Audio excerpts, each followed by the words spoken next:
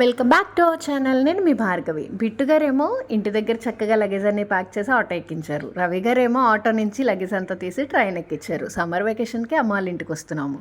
ట్రైన్లో కొన్ని రీల్స్ చేసుకున్నాము. అమ్మ ఇంటికి రాగానే లేట్ నైట్ అయినా కూడా బట్టలన్నీ కూడా ఇలా ఆర్గనైజ్ చేసేసుకుంటున్నాము. మా ఇద్దరికి సపరేట్గా రూమ్స్లో కబోర్డ్స్ అనేది ఖాళీ చేసి ఉంచుతుంది. మార్నింగ్ లెగ్స్కి చిన్నోడు ఇలా దీర్ఘంగా కూర్చొని ఆలోచిస్తున్నాడు.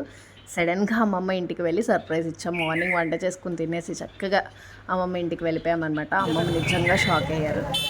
కైక్లూరు వెళ్ళినప్పుడల్లా అత్తతో బయటికి వెళ్ళడం అలవాటు. ఈరోజు పానీపూరికి తీసుకొచ్చింది అత్త. 4 years తర్వాత మేము కైక్లూరు వెళ్ళాము. పానీపూరి అయితే చాలా బాగుంది. మినిమం 100 members తిన్నారు మేము ఉన్నప్పుడే. ఒక్కొక్క పానీపూరి కోసం మేమైతే ఒక్కొక్క యుద్ధమే చేసినట్టు అనిపించింది.